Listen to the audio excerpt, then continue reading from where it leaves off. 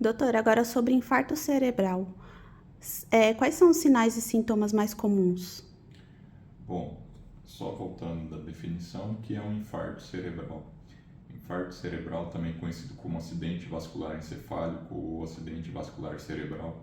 Por que encefálico ou cerebral? Porque o cérebro é uma parte do encéfalo, né? É cérebro mais cerebelo, isso é o encéfalo. Existem acidentes vasculares no cerebelo também, por isso a nomenclatura mais apropriada é acidente vascular encefálico no português brasileiro, e usualmente na Europa se fala infarto cerebral, que significa exatamente a mesma coisa. Assim como eu havia falado agora há pouco sobre o infarto do coração, o infarto do miocárdio, o que é o infarto? Tem um vaso, uma artéria que leva sangue para o cérebro, né? Existem as principais artérias que levam sangue para o cérebro. Quando uma artéria dessa tem alguma coisa que tampa o fluxo dela e não permite que o sangue vá, aquela área do cérebro que depende da nutrição por aquela artéria, de oxigênio, de nutrientes, o primeiro neurônio vai ter um desarranjo da arquitetura celular, que é o período de isquemia, e em persistindo a isquemia, em persistindo o sangue não chegando naquela área do cérebro, o neurônio vai morrer. E lembrando que neurônio não se regenera, não se multiplica, neurônio que morre é neurônio que vai ser substituído por tecido cicatricial. Então, a definição de infarto cerebral ou AVE é quando alguma coisa obstrui o fluxo sanguíneo e uma determinada área do cérebro deixa de receber o fluxo sanguíneo e, em consequência disso, essa área do cérebro morre e é substituída por tecido cicatricial. Quais são os sintomas? É o sintoma de que naquele neurônio não está funcionando. Então, depende de qual área do cérebro foi afetada. Usualmente, como a artéria mais afetada é a cerebral média e ela nutre o córtex motor, os sintomas mais prevalentes normalmente são uma hemiplegia completa, tá? Ou do lado direito ou do lado esquerdo. Lembrando da neuroanatomia que o lado esquerdo do cérebro controla o lado direito do corpo e vice-versa, o lado direito controla o lado esquerdo. Se eu tiver um AVC, um AVE do lado esquerdo, eu vou ter uma hemiplegia do lado direito e vice-versa. Lembrando que a área da fala é do lado esquerdo, então é comum que o paciente com hemiplegia direita perca a capacidade de falar. Então você conversa com o paciente, você faz perguntas, que dia é hoje, como é seu nome, e ele simplesmente não consegue falar, parece que não está entendendo. Quando a hemiplegia é do lado esquerdo, quer dizer que o AVC foi do lado direito, e usualmente o paciente não tem problemas em iniciar o discurso, em pensar o discurso. Pode ter a dificuldade, a dislalia, né, que é diferente da afasia. A dislalia é por não conseguir mexer a língua ou o aparelho fonador. O paciente, ele pensa, ele sabe o que vai falar, mas às vezes ele tem dificuldade na formação dos fonemas. Existe outros sintomas também, a perda de sensibilidade em um dos lados do corpo. E se for, por exemplo, na área occipital do cérebro, o paciente vai ter alterações de visão. Como podemos diferenciar um AVC hemorrágico de um AVC isquêmico? Bom, o que pode obstruir o fluxo de sangue na artéria? Existe o AVC isquêmico. Esse AVC isquêmico é quando uma placa de aterosclerose, numa fisiopatologia muito, muito, muito parecida com o infarto do miocárdio, quando essa placa rompe, expõe um núcleo de gordura e esse contato da gordura com o sangue faz com que forme um coágulo. Isso é uma das fisiopatologias, mas não é a mais frequente. A mais frequente é um trombo formado no coração por arritmia cardíaca.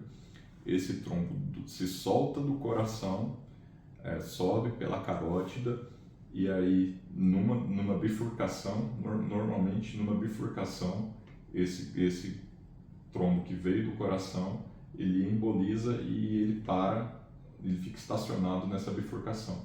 A hora que ele para na bifurcação, o sangue atrás do êmbolo, por estase sanguínea, também coagula. E aí você não para o fluxo sanguíneo. E a área do cérebro que depende desse fluxo sanguíneo acaba morrendo. Isso é o AVC isquêmico. O que é o AVC hemorrágico? Quando a artéria literalmente rompe. Quando a artéria rompe, normalmente desencadeada por hipertensão, mas pode ser, por exemplo, porque a parede da artéria é muito fraca. Existem doenças que deixam a parede da artéria fraca, como, por exemplo, uma malformação arteriovenosa, e aí o sangue, literalmente o sangue sai de dentro da artéria e começa a sangrar para dentro do cérebro.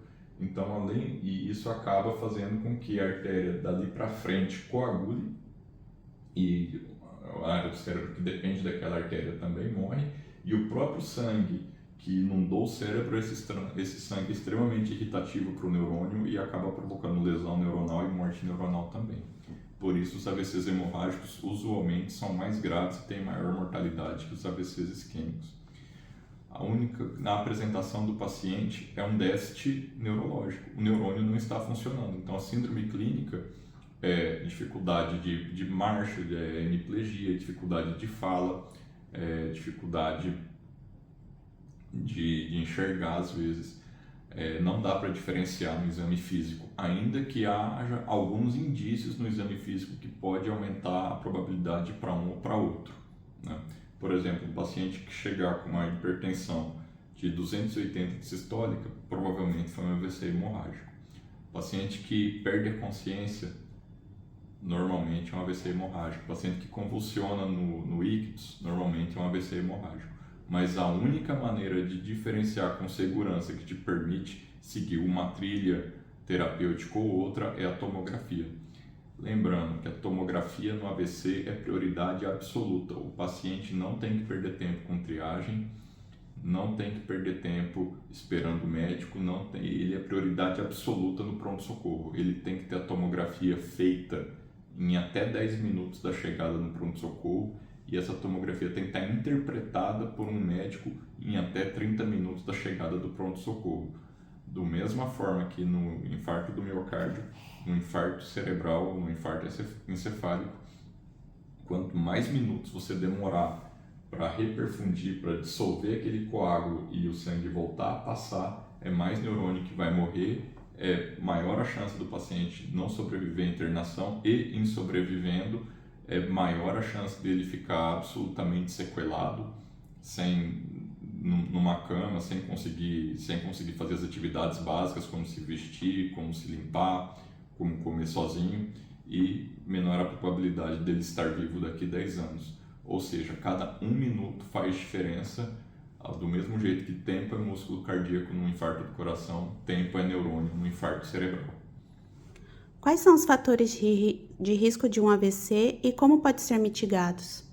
Eles são exatamente iguais ou muito parecidos com o do infarto do miocárdio, até porque tem uma fisiopatologia algo parecida, tanto que a classificação são doenças cerebrovasculares, né? Então, os fatores de risco principais são tabagismo, hipertensão, que é extremamente prevalente na população, diabetes, obesidade, sedentarismo. E como podem ser mitigados?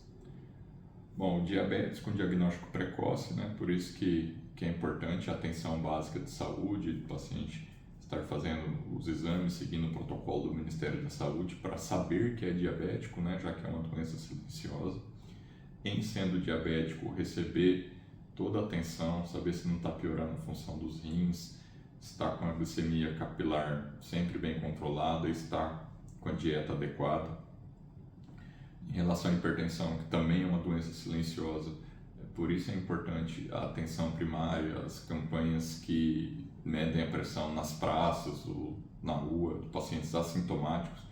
Por quê? Porque o paciente, depois que ele está com 20, 30 anos já hipertenso e nem sabia que era hipertenso e, consequentemente, não tomava remédio para ficar normotenso, ele sofreu lesão na parede da artéria durante esses 20 ou 30 anos. Então, hipertensão é importante, diagnóstico precoce e o tratamento adequado, né? Obesidade, exercício físico, a dieta adequada com educação da população e prática de esportes. Existe algum protocolo emergencial a ser seguido ao ser identificado sinais de AVC?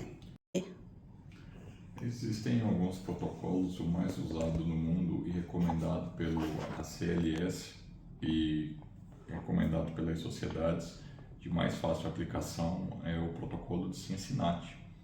Basicamente, você vai observar se o paciente tem assimetria facial, você vai pedir para ele sorrir, forçado,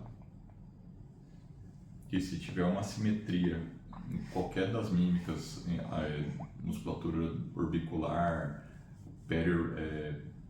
peribucal, isso pode ser um AVC. Você pode pedir para o paciente colocar a língua para fora. Quando o paciente a língua vai para um lado ou vai para o outro, isso significa que um dos lados da musculatura da língua está deficiente. Isso também é um sinal de AVC. Você vai pedir para o paciente ficar com os dois braços estendidos por 1 minuto. Se um dos braços cair, ele não conseguir manter os dois braços, isso é um sinal de AVC. E se você pedir para ele falar, o Brasil é o país do futebol, e ele for incapaz de pronunciar essa frase, isso também é um sinal de um possível AVC. Claro que isso tem que ser súbito, né? Não pode ser, o paciente já sempre teve isso, tem isso há muito tempo. Então, qualquer déficit neurológico súbito tem que ser levado imediatamente ao hospital. A grande dificuldade que a gente tem é que o próprio paciente não valoriza, ou a família que está com ele não valoriza, demora muito para levar ao pronto-socorro. E em levando ao pronto-socorro, às vezes é diagnosticado o AVC, só que já morreu todos os neurônios que tinham que ter morrido, não há nenhuma terapia mais que possa modificar a sequela ou a mortalidade para o paciente. Então, lembrando que tempo é neurônio, e qualquer suspeita de AVC, seja alteração na mímica, você pede para o paciente sorrir, alteração de força, você pede para ele ficar com os braços estendidos por 1 minuto, ou dificuldade de fala, você pede para ele repetir o Brasil é o país do futebol. Qualquer um dos 3 que tiver alterado, você leva o paciente o mais rápido possível para o primeiro pronto-socorro. Existe algum exame específico que pode prever a probabilidade de um AVC? Em protocolos de pesquisa, e isso tem sido muito pesquisado, mas à atualidade nenhum exame complementar se mostrou capaz de predizer que o paciente vai ter um AVC ou o risco do paciente ter um AVC. Então, a gente se baseia na epidemiologia e naqueles grandes fatores epidemiológicos que eu citei no início.